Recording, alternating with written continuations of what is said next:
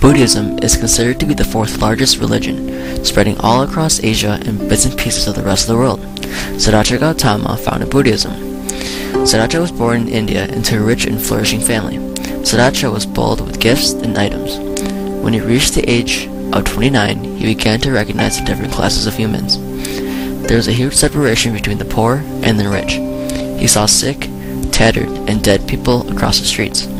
His father kept him inside his own comforting home for so long that he has never seen the outside world. After realizing this, he set off to find a world where there was no suffering or death. He tried looking, searching, and wandering for years. After many attempts, he decided to sit down by a tree and meditate. He stayed there until he thought up the meaning of life. In total, he sat there for 48 days. He soon understood the cause and the cure for the suffering that people inhabit. After his finding, he soon became Buddha, which means the Enlightened One. Buddha spent the rest of his life teaching other people about life and suffering. He set out to cure anybody who was hurt or suffering. He came up with the Four Noble Truths, which included 1. All life is full of suffering, pain, and sorrow. 2. The cause of suffering is the desire for things that are really illusions, such as riches, powers, and long life. 3. The only cure for suffering is to overcome desire. 4. The way to overcome desire is to follow the Eightfold Path. The Eightfold Path was aimed at trying to have a life full of happiness, devotion, and pleasure. Meditation was a large part of this and was taken up very seriously. Meditations range from walking, sitting, and even talking meditation. Buddha promoted a mindful and peaceful mind 24 hours a day.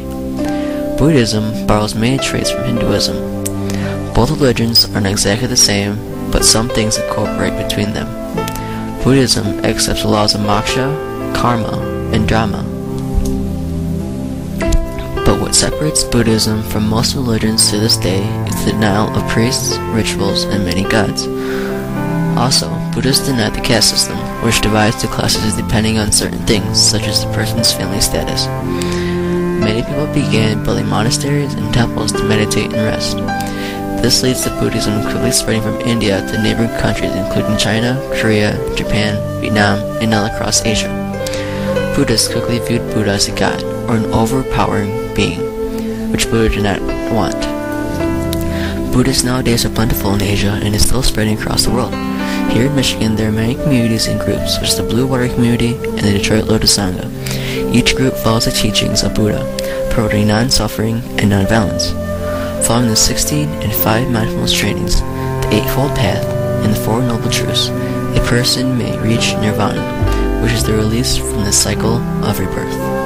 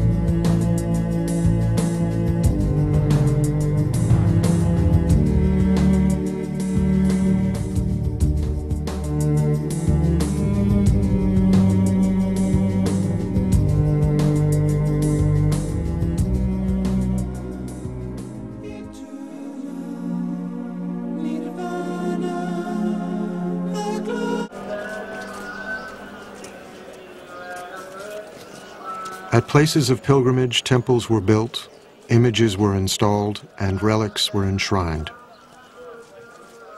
Millions of people get immense inspiration.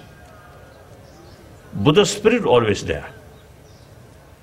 But real Buddha's holy places is within oneself. That's important. So real Buddhist sacred place we must build within ourselves. We must build within our heart.